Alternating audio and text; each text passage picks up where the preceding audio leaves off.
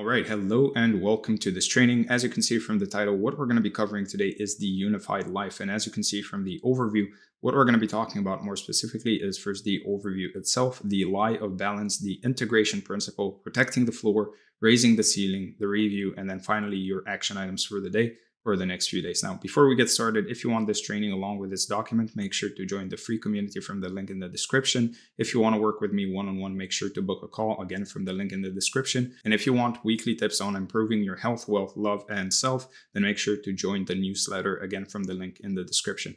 With that said, let's get started and talk about the lie of balance. Before we get into any of the frameworks, we need to clear something up, or better said, actually reframe it.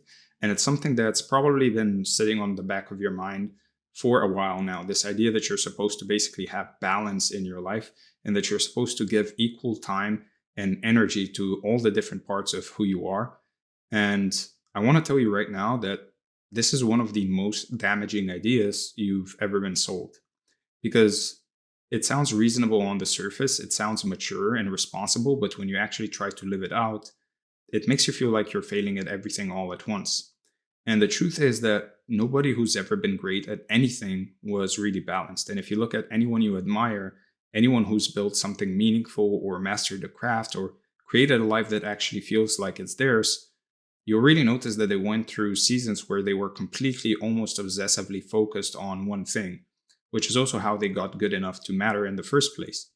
And you can see this everywhere, from athletes in competition prep versus off-season, to entrepreneurs during lunch, to artists deep in a project where everything else falls to the side for a while because that's what the work demands. And trying to keep everything perfectly even during those periods would have basically killed the thing that they were building.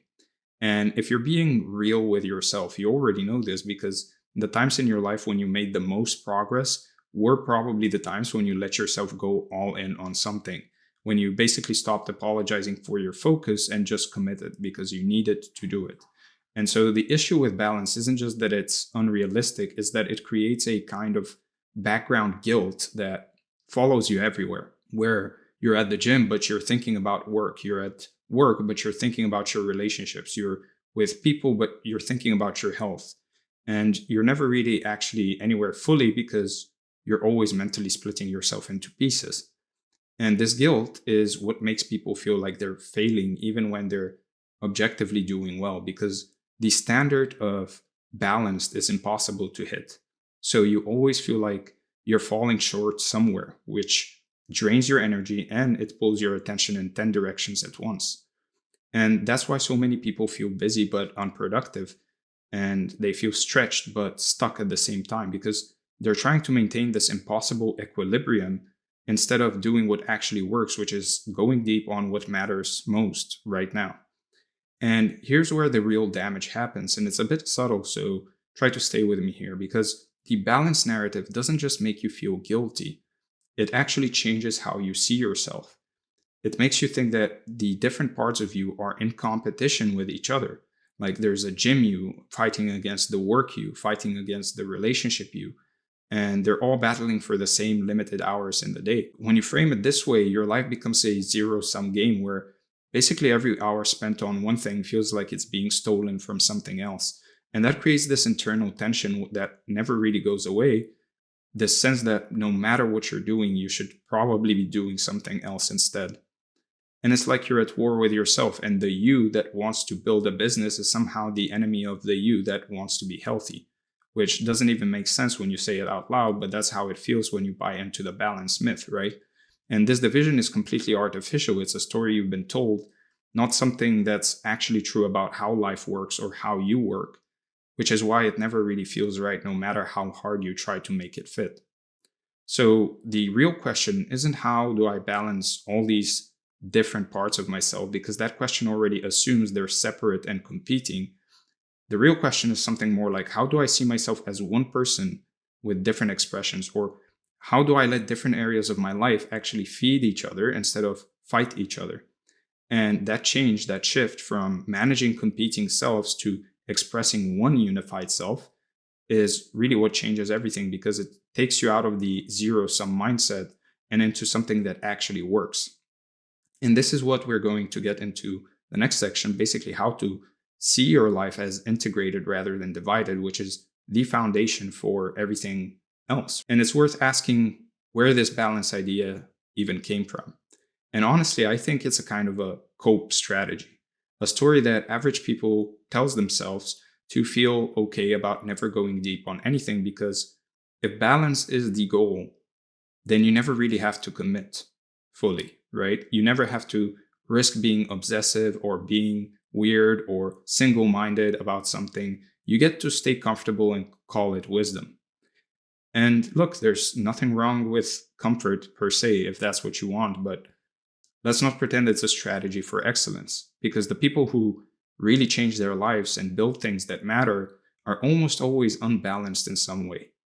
They are the ones who care too much about something, that are a bit weird, who give it more time and energy than it seems reasonable.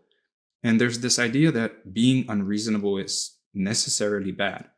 But most great things come from people who were unreasonable about something, who didn't accept the normal limits, who just didn't accept normality, and pushed past what balanced people would consider healthy.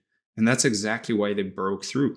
So part of what I want to give you here is permission to be unbalanced, to be unreasonable, to stop feeling bad about caring deeply, to let yourself have the seasons where one thing gets the lion's share of your attention, because that's what it needs right now, right? And that word seasons is really important here, because being unbalanced doesn't mean being unbalanced forever in the same direction.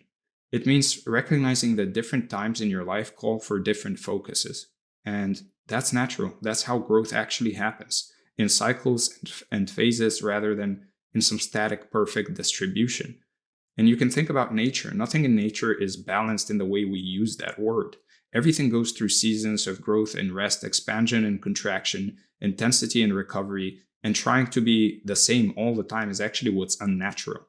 So what we're really talking about here is rhythm rather than balance. A rhythm where you go hard on something, then shift, and then go hard on something else, while keeping everything else alive at baseline level, which is very different from the impossible equal attention to everything at all times standard. To come back to the original question that sparked this whole thing, the question about how to attend all the different versions of yourself, the one that wants to do fun things, the one that wants to improve, the one that's focused on career, the one focused on their body. And here's the thing, these aren't actually different versions of you. They're different expressions of one you, one person who has different desires and goals and moods depending on the context and the season. And when you see it this way, the whole problem kind of dissolves, because you're not trying to really manage a bunch of competing selves anymore. You're just one person making decisions about where to put your energy right now, which is much simpler, right? And the complexity was always artificial. It was created by the premise and framing. And when you drop the framing, you realize that you're not that complicated. You just have different things you really care about. And the question is simply, which one gets your focus in this season? And that's honestly a relief, because managing multiple selves does sound exhausting and kind of impossible.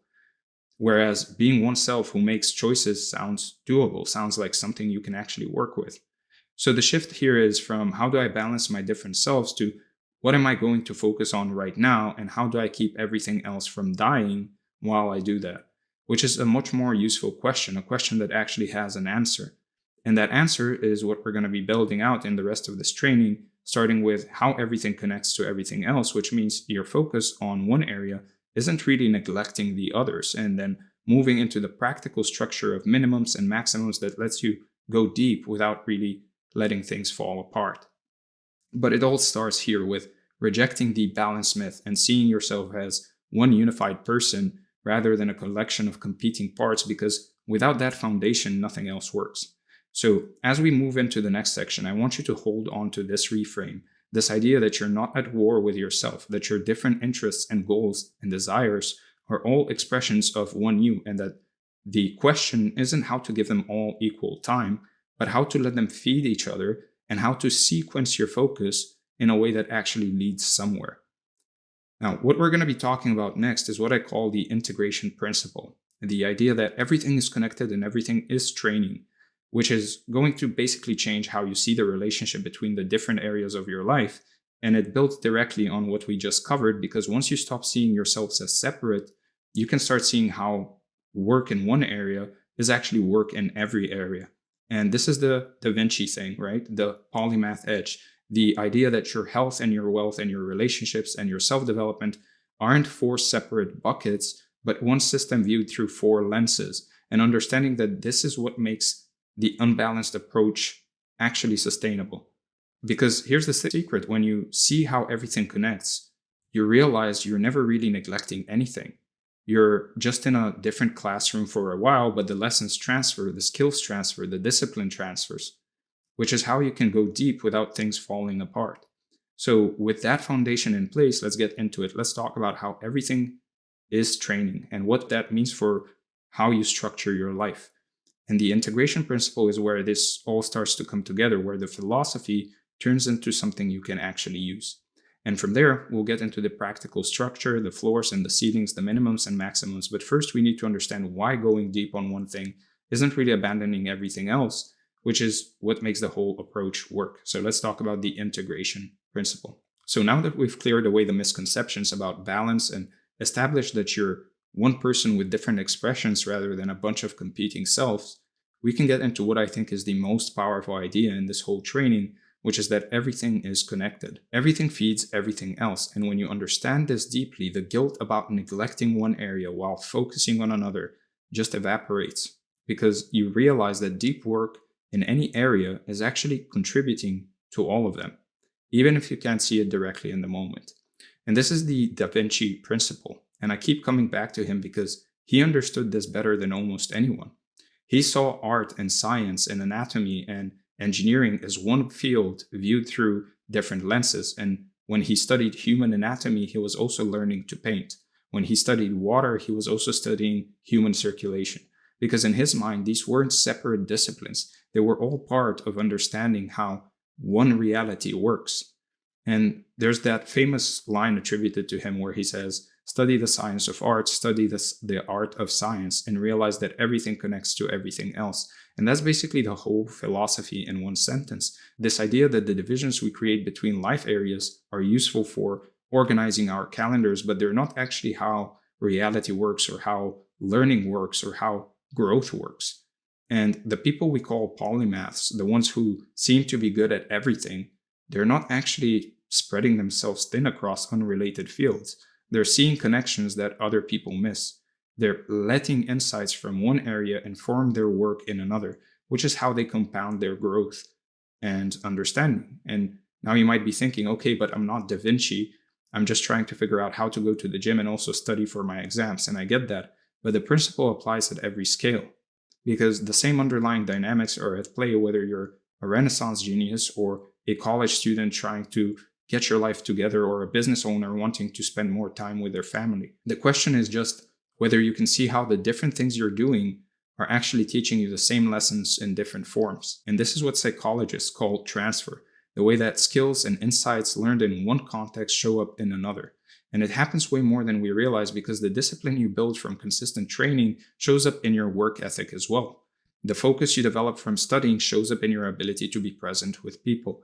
The self-awareness you build from relationships shows up in how you manage your own psychology during hard times. Most of this transfer is invisible. It's happening under the surface, which is why we don't notice it and why we feel like we're neglecting one area when we focus on another. But once you start looking for these connections, you see them everywhere, and that changes how you feel about where you're putting your attention.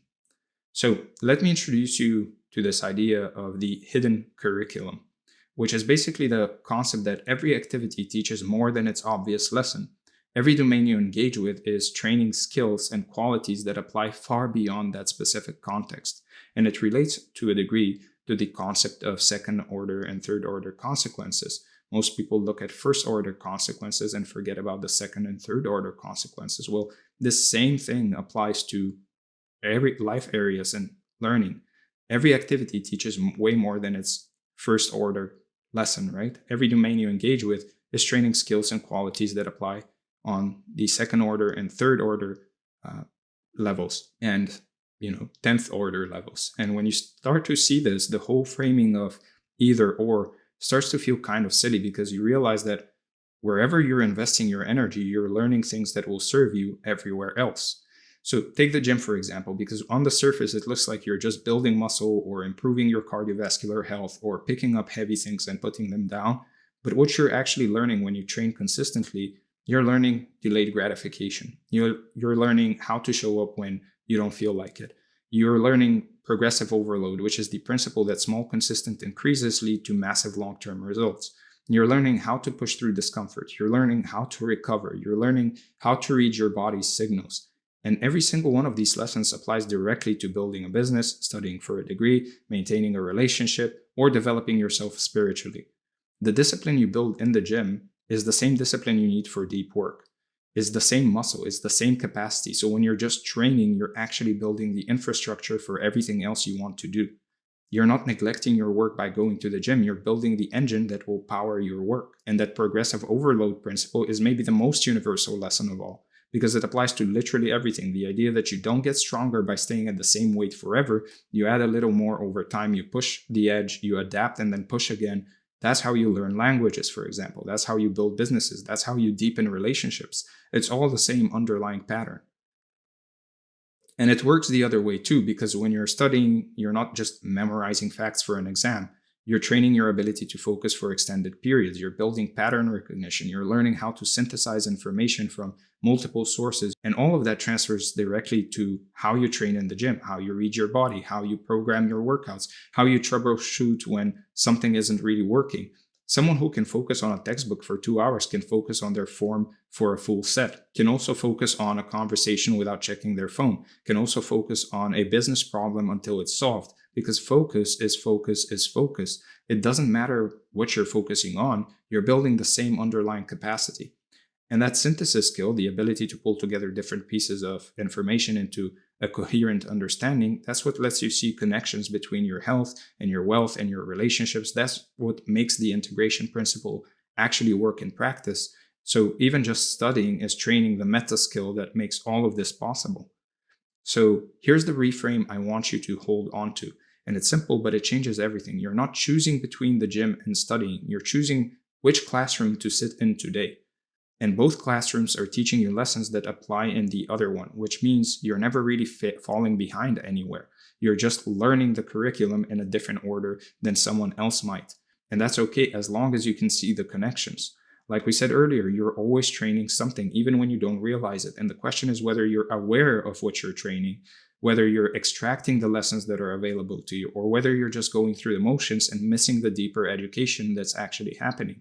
And this is where awareness comes in, because the transfer doesn't happen automatically, or rather, it does happen, but you can accelerate it massively by actually noticing it, by asking yourself, what is this experience teaching me that applies everywhere? What is this experience teaching me that applies elsewhere? By consciously carrying the lessons from one domain into another. And when you do this intentionally, when you treat every domain as a classroom that's teaching universal lessons, your growth compounds in ways that feel almost unfair, because while other people are fragmenting their lives into separate buckets, you're actually letting everything feed everything else. And this is really the heart of it, the idea that your health and your wealth and your love life and your self-development aren't 4 separate things you need to balance. They're 4 lenses on one thing, which is your life, your growth, your becoming. And what you learn through one lens illuminates what you see through the others. It's all one system, and in a system, everything affects everything. You can't actually isolate one part without affecting the others. So instead of fighting that interconnection and trying to keep things in separate boxes, lean into it. You use it. You let the synergies work for you. And this is basically what we do at Omniscient. We work with health and wealth and love and self because they're not really separate. They're 4 aspects of one life, and getting better at one of them tends to make the others better too, because the underlying skills and qualities and capacities overlap so much.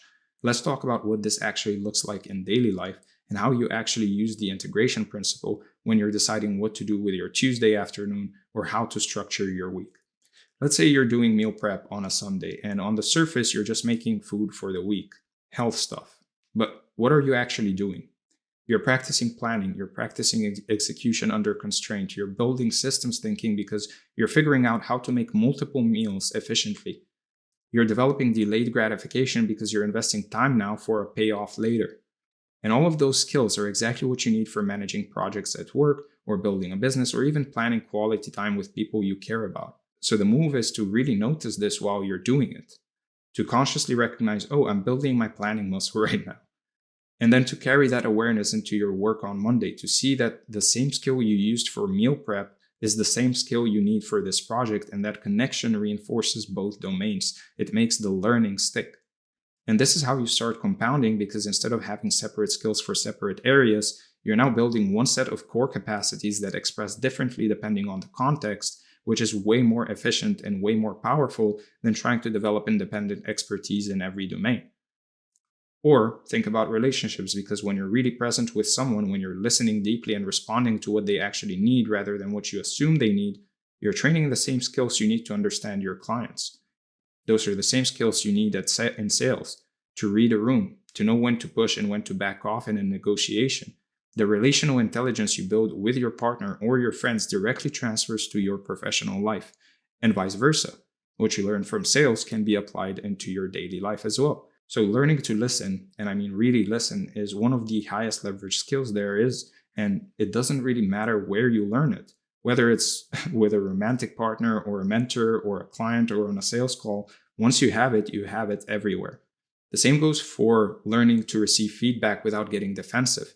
That's a skill that applies in relationships and in work and in your own self-development. So when you're doing the hard work of not getting triggered when your partner criticizes you or offers feedback, you're also building the capacity to handle critical feedback on your business, and it's all connected. So as we move on to the next section, I want you to hold on to this integration principle as the foundation for everything that comes next. Because what we're about to get into is the practical structure, the floors and the ceilings, how to actually organize your life so that you can go deep on one thing without everything else falling apart. And the reason that structure works is because of what we just covered. When you understand that everything is training and everything transfers, you realize that the minimum you maintain in one area isn't just keeping it alive, it's actually contributing to your focus area too. So the floor isn't wasted effort, it's part of the same integrated system, which is why you can go deep without guilt. The whole thing only works because the domains are connected, because maintaining your health while focusing on wealth isn't really a distraction from wealth. Your health is supporting your cognitive function and your energy and your discipline, so the maintenance is actually serving the focus, not competing with it. And that's the final death blow to the guilt. Because once you see that the maintenance in one area serves the growth in another, you stop feeling like you're always neglecting something. You start feeling like you're playing a game where all of your moves support each other as long as you make them, which is a much better way to live. So let's get into the practical structure now. Let's talk about protecting the floor, about what minimum viable effort looks like in each domain, about how to set those thresholds so that nothing ever dies while you pour your energy into what matters most right now. And this is where the philosophy becomes a system, where the ideas become a schedule, and it's the part that actually lets you live this out day to day. So we've got the foundation, we know we are oneself, we know everything is connected. Now we need the architecture that makes it work, which is what the next section is really all about. So let's talk about protecting the floor. So it all starts with this idea of protecting the floor, which is basically the recognition that every area of your life has a minimum threshold, a baseline level of attention that keeps it from decaying. And your job is to just identify what that minimum is for each domain and then make sure you never drop below it, no matter what season you're in or what you're focusing on, because as long as the floor is protected, nothing dies, nothing falls apart, nothing falls short, and you're free to pour your surplus energy into whatever matters most right now without the guilt we talked about earlier following you around. And to be clear, this minimum isn't about excellence in every area. It's not even about being good. It's literally just about survival, about keeping the plate spinning slowly enough that it doesn't fall off the stick, so that when you're ready to give that area more attention again, you're not starting from zero, you're not rebuilding from rubble, you're just accelerating something that was already in motion. And you can think of it like this. There's a big difference between I haven't been to the gym in a week because I'm focused on this project, and I haven't been to the gym in 6 months and now I've lost all my progress and I have to start over. The difference is whether you maintain the minimum during your season of focus elsewhere. So something in motion stays in motion more easily than something at rest, right? That's just physics, and it applies to habits and life areas too. So the floor isn't wasted effort during your focus seasons. It's actually what makes those focus seasons sustainable, because you're not constantly having to restart things from scratch. And here's where the guilt really dies, because once you've defined your minimums and you're hitting them consistently, you have full permission to go deep on something else. You can be unbalanced in your focus without being neglectful, because neglect would mean dropping below the floor, and you're not doing that. You're maintaining, you're keeping things alive, which means your focus on one area isn't coming at the expense of the others in any real way. Like we said in the first section, most of the guilt people feel about not balancing everything comes from an impossible standard, and the floor gives you a realistic standard instead, a standard you can actually meet, which means you can stop feeling bad about where your energy is going. And that freedom, the freedom to focus without guilt, is what actually allows you to make real progress, because when you're constantly second guessing yourself and feeling like you should be doing something else, you're not fully in anything. But when you know the floor is protected, you can be fully in your focus area with a clear conscience. So let's talk about how to actually define those minimums, because it's going to look different for everyone depending on your life situation and your goals and your capacity. But there are more principles that apply across the board. And the main one is this: your minimum should be the smallest action that keeps the area from actively getting worse, that prevents decay, that maintains what you've built, and anything else above that is growth, which you can pursue when that area is in your focus season. So for health, your minimum might be something like walking every day, hitting a basic protein target, or maybe getting at least 6 or 7 hours of sleep. And notice how that's not a sophisticated training program or a perfect diet. It's just the floor, the baseline that keeps your body from deteriorating while you're focused on other things. And when health becomes your focus, you can add the structured training and the dialed-in nutrition, but until then, you can protect the floor. Now, the beauty of keeping the minimum simple is that it's almost impossible to fail. You can walk even when you're exhausted. You can eat enough protein even when you're busy. And that consistency, even at a low level, keeps the momentum going. And remember that what we talked about in the integration section, even this minimal health practice is training discipline and consistency and self-care that applies to everything else. So it's not really just health, it's building the underlying capacities. Now, for wealth or career, your minimum might be something like doing your job well enough to not get fired, keeping your finances organized so you know where you stand, not going into debt, maybe 1 hour a week thinking about your longer term direction. And again, this isn't about building an empire. It's about not losing ground, about keeping the foundation stable while you focus elsewhere. Now, financial stability, even just not getting worse, gives you the peace of mind to focus on other things. So protecting this floor isn't just about money. It's about the psychological freedom that comes from knowing you're not sliding backwards. And just being aware of your financial situation, just checking in once in a week, prevents the kind of avoidance that leads to nasty surprises, which is really what the floor is about in every area, staying aware enough that problems don't sneak up on you. Now, for relationships and love, your minimum might be one genuine conversation a week with someone you care about. It might be showing up for the commitments you've made, or not letting conflicts fester by ignoring them completely. And this keeps your relationships alive even when you can't give them your full attention. It prevents the slow drift that happens when people stop talking entirely. So relationships decay through absence a lot of the times, through the accumulation of small neglect. So the minimum is really about presence, about not disappearing completely, about letting people know they still matter to you even when you're focused on something else. And like we said earlier, that presence is also training your relational skills, your capacity to listen and connect. So it's serving your growth area too in ways you might not see immediately.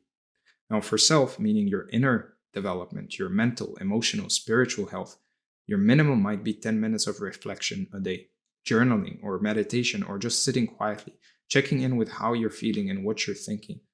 And this keeps you connected to yourself. It prevents the buildup of unprocessed stuff that eventually explodes if you ignore it long enough. So self-awareness is maybe the most fundamental capacity there is, because it literally affects everything else. How you train, how you work, how you relate to people. So even a minimal practice here has outsized effects. And regular reflection, even briefly, lets you process things in real time instead of letting them pile up, which is way easier than trying to untangle months of accumulated stress and confusion later. So once you've defined your minimums, you can think about each area as being one of two modes at any given time, what I'd call maintenance mode and growth mode. And maintenance mode is just hitting the floor, keeping the plate spinning, while growth mode is active investments, pushing limits, dedicated time and energy. And the key insight is that you can really only have one or maybe two areas in growth mode at the same time. Everything else should be kind of in maintenance. And this is just honest about human capacity because we like to think we can grow everything at once. We can push forward on all fronts simultaneously. But that's the balance myth again. In practice, we have limited energy and attention, and spreading it too thin means nothing really gets the concentrated focus it needs to actually improve. So when you try to grow everything at once, your energy is so diluted that you end up in a weird middle zone where you're not quite maintaining and you're not quite growing. You're just sort of treading water everywhere, which is exhausting and frustrating and makes you feel like you're working hard without getting anywhere. Concentrated energy is what actually moves things, what creates breakthroughs, what builds momentum, and you can only concentrate your energy if you let other areas stay in maintenance mode for a while. Now, the good news is that this cycles, so you're not abandoning any area permanently, you're just sequencing your focus. This season might be wealth focused, next season might be health focused, and over time, every area gets its turn in growth mode while others are maintained, which is how you actually make progress across your whole life instead of spinning your wheels across your whole life. And we talked about this earlier, the seasons thing, the idea that being unbalanced at any given moment is actually what leads to balanced progress over time, because focused at intensity followed by shifting focus covers more ground than constant divided attention. The key is trusting the cycle, trusting that each area will get its turn, that you're not permanently neglecting anything, which makes it easier to be fully in your current focus without anxiety about what you're not doing. Now, here's where it gets really efficient, because once you understand integration and you understand minimums, you can start stacking them, meaning you can design your minimums so that one action serves multiple areas at once, which means maintaining the floor across your whole life takes way less time and energy than you might think. Like taking a daily walk, that's a health minimum, sure. But if you listen to a podcast or audiobook during the walk, it's also a self/learning minimum. And if you call a friend or family member while you walk, it's also a relationship minimum. So one 30-minute activity is maintaining 3 different floors simultaneously. Now, this kind of stacking is how busy people actually manage to keep everything alive. They're not giving separate time to each area, they're finding overlaps, they're letting one activity count for multiple domains. And it just requires a bit of intentional design, thinking through how can I structure this activity so it serves more than one area, which gets easier once you've internalized the integration principle and you're looking for connections. Now, another example is cooking a healthy meal with your partner. That's health and relationships at the same time. Or working on a project with a friend. That's wealth and career and a relationship. Or doing a workout that you use as meditation and processing time. That's health and self. The combinations are really endless once you start thinking this way. And honestly, finding these overlaps is kind of fun. It's like a puzzle. How do I design my minimum activities to serve as many areas as possible? And the more creative you get with it, the more efficient your maintenance becomes. And this is where compound minimums come from, activities that are maintaining multiple floors at once, which means you have more surplus energy available for your growth area, which means you can go deeper, which means you can make more progress. But I also want to say, keep it simple. Don't over-engineer this. The point isn't to create some complicated system where every minute is optimized across 4 domains. That's exhausting and misses the point. The point is to just notice when there's an easy overlap and take advantage of it, to let one activity do double or triple duty when it naturally can. Now, the best stacks are the ones that feel natural, not forced, like the walk, podcast, call example. That flows. It doesn't feel like you're really trying to hack something. It just feels like a nice walk where you're also learning and connecting. And if a stack doesn't feel easy, don't force it. Just do the things separately. The efficiency is a bonus, not the goal, right? The goal is protecting the floor with minimum viable efforts so you have maximum energy for growth. So now that we have the philosophy, everything is connected, and we have the floor, the minimum that keeps each area alive, and the next question is obvious. Where does your surplus energy go? What gets the focus? What are you raising the ceiling on? And that's what the next section is really about. How to choose your growth area, how to go deep without guilt, and how to create the kind of concentrated progress that actually changes your life. Because once the floor is protected, you have this surplus, this energy that's not spoken for by maintenance. And the question of where to direct that surplus is really the question of what season you're in. What's the lead domino right now? And what area would benefit most from concentrated attention? And this is a choice, an intentional decision, which is very different from the reactive scramble most people live in when they're just responding to whatever seems most urgent at the moment without any strategic sense of where they're trying to really go. So there's real power in making that choice consciously and saying, this season, I'm focusing on X, because It gives you permission to let everything else be in maintenance mode without guilt, knowing you've chosen this deliberately. So let's talk about raising the ceiling, about how to choose your focus, how to identify what season you're in, and how to pour your energy into one area in a way that creates momentum. So the floor is survival, the ceiling is excellence. And the next section is about how to push that ceiling as high as it can go during your focus season, because we've built the foundation. Now let's talk about what you build on top of it. So let's talk about raising the ceiling. So you've got the floor protected. Every area is in maintenance mode at minimum. Nothing is really dying. Nothing is sliding backwards. And now you have this surplus, this energy that's not already spoken for. And the question becomes, where do you actually put it? What do you use it for? What gets your focused attention? What ceiling are you raising this season? And this is really the fun part, because this is where the actual progress happens, where the breakthroughs come, where you get to go deep on something and see what you're capable of when you're not splitting yourself in 10 directions. And I want to emphasize that this is a choice, an intentional decision you make, which is very different from how most people operate, because most people just react to whatever feels most urgent or most broken or most loud. They're constantly putting out fires without any strategic sense of where they're actually trying to go. And that's how you end up busy all the time without ever making real progress on anything.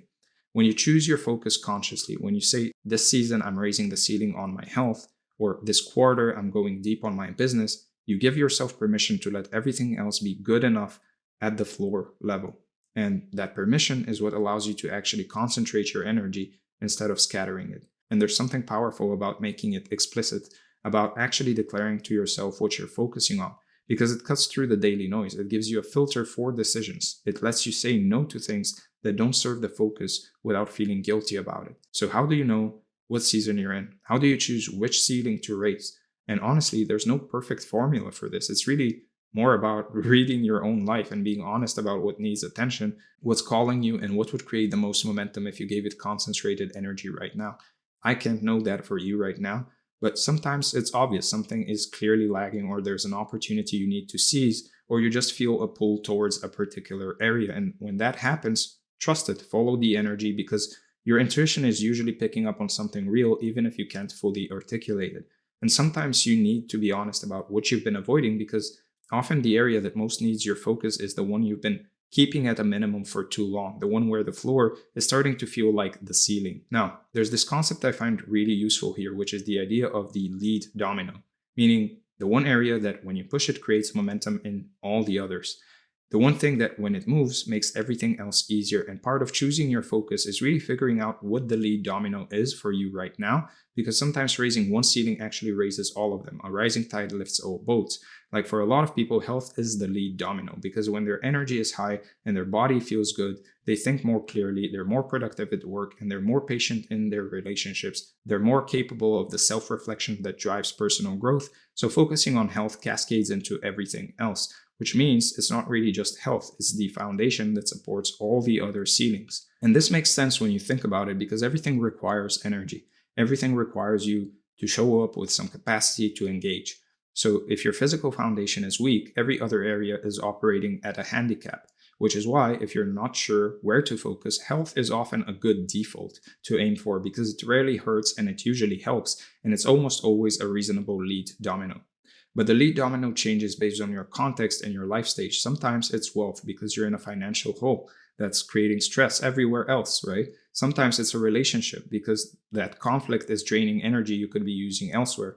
Sometimes it's self, because you're burned out and need to rebuild from the inside before anything external can improve. So the skill here is reading your own situation, asking what's the bottleneck right now? What's the thing that's limiting everything else? And often the answer to that question points you to your lead domino. And when you find it, that's where your focus goes, because that's where your energy will have the most leverage, where a push creates the biggest cascade. Now, once you've chosen your focus, the next question is how to actually go deep. How do you raise the ceiling in a way that creates real progress rather than just spinning your wheels? And the answer is pretty simple, even if it's not easy. You give it your best energy, your best hours, your best attention, you protect time for it, you prioritize it over everything except the minimums, and you stay with it long enough to actually see your results. And that protect time part is crucial, because the world will constantly try to steal your focus time with urgent seeming things that are actually just noise. Emails, messages, requests, small fires that feel important in the moment but don't actually matter in the long run. So you have to actively defend your focus time, treat it as sacred, or it will get eaten alive by the requests of the world. Cal Newport talks about this in Deep Work, this idea that concentrated effort is both increasingly rare and increasingly valuable. And one of the main reasons it's rare is because most people don't protect it. They let shallow tasks expand to fill all available time. So defending your focus time is really defending your capacity to do anything meaningful. And sacred isn't too strong of a word here, because the time you spend in deep work on your focus area is the time that actually moves your life forward. So everything else is either maintenance or noise. So treating that time as sacred is just being honest about what matters. Now, the other thing is duration, staying with a focus long enough to see results, because people tend to switch their focus too often. They get impatient after a few weeks of not seeing dramatic changes, and they conclude that nothing is working. But that's not how growth works. Growth is slow and then sudden. You put in time that seems like it's doing nothing, and then things click and you make a jump. And if you switch focus before the jump, you never get the payoff. So seasons should be measured in months at least, not weeks. Give yourself a quarter on a focus minimum. Stay with it long enough to actually see what consistent concentrated effort produces, and then resist the urge to switch just because it feels slow. And this is where the compounding happens, because consistent effort over time doesn't add up linearly. It compounds. The 10th hour on something produces more than the first hour did, because you've built context and skill and momentum, right? So cutting seasons short is basically forfeiting the compound interest you've been building, you've been putting effort for. So let's talk about what this actually looks like in practice, the rhythm of daily and weekly and quarterly, because the principles are great, but they need to turn into a schedule, right? Or they stay abstract. And the way I think about it is that you have daily rhythms that protect your minimums and your focus time, weekly rhythms that keep you aware of where you're at across all areas, and quarterly or seasonal rhythms where you evaluate and potentially shift your focus. So on a daily level, the move is pretty simple. Protect your focus time first, ideally in the morning when your energy is highest. Block off however much time you need for your growth area, and then weave your minimums into the rest of the day in a way that doesn't require much decision making. Maybe the walk is always at lunch. Maybe the relationship check-in is always at dinner. Whatever works for you, but make it routine so it doesn't take willpower. And blocking focus time means actually blocking it. Putting it in your calendar, not scheduling anything during it, treating it like an appointment with yourself that you wouldn't cancel for something minor, because if it's not blocked, it will get filled. The minimums becoming routine is what makes them sustainable, because you don't want to have to decide every day whether to do them. That burns willpower, and over time, our willpower weakens. So you want them to be automatic, just part of what you do, so that they cost almost nothing in terms of mental energy. Now, on a weekly level, it helps to have some kind of a check-in, just 15 minutes or so. You could also do it on a monthly level as well, where you look at all 4 areas and ask yourself, are the floors still protected? Am I actually spending my surplus on my focus area? And is anything starting to slip that needs attention? And this prevents drift. It prevents the slow accumulation of neglect that you didn't notice until it's become a problem. A weekly review doesn't need to be complicated. It can just be a few questions that you run through on Sunday evening, but having that rhythm keeps you honest, it keeps you aware, and it catches problems early. And it's also a chance to really make small adjustments, right? Maybe you notice your health minimum isn't quite working and you need to tweak it, or you realize you're actually not protecting your focus time as well as you thought. Maybe you notice that you're not reaching out to as many businesses as you need to for your business. The weekly check-in gives you a place to make those corrections. Now, on a quarterly or seasonal level, or a monthly level as well, that's when you zoom out and ask yourself bigger questions. Is this still the right focus? Have I raised the ceiling enough for now? Is a different lead domino emerging? What season am I moving into? And this is where you might shift your growth area, moving something from growth mode to maintenance mode, and then bringing something else from maintenance into growth mode. And shifting doesn't mean you wasted the previous season. It means you made progress there, and now it's time to let it consolidate while you focus elsewhere. That's the cycle working as intended. The quarterly evaluation is also where you might adjust your minimums, right? Maybe your floor in one area can come down because you've built so much capacity there, or maybe it needs to come up because you realize you've been under-investing. The point is to keep the whole system responsive to your actual life. So here we are, back at the title of this whole training, the unified life. And what we've built here is really a framework for living as oneself, one person with different expressions and different seasons, who lets everything feed everything else, who protects the floor in every area so nothing really dies, who raises the ceiling in one area at a time so something actually thrives, and who cycles through focus areas over time so that everything gets its turn.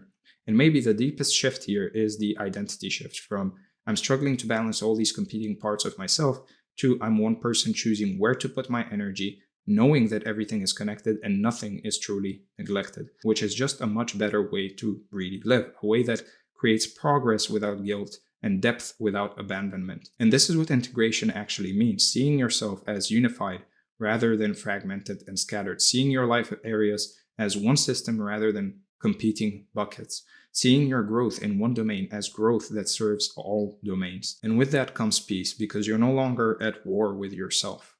You're no longer feeling like every choice is a betrayal of something else you really care about. You're just one person living one life, making strategic choices about where to focus and trusting the cycle. Now, the only thing really left here is to actually do it, to put this into practice, to define your minimums, choose your focus, protect the floor, raise the ceiling, and live the unified life rather than just thinking about it, which is what the actions at the end of this training are going to point you towards. And start small. Don't try to redesign your entire life in one day. Just pick one area to focus on, define the minimum for each other area, and begin, because the system refines itself through practice. You'll learn what minimums actually work for you. You'll discover what your real lead dominoes are, but you have to start to learn.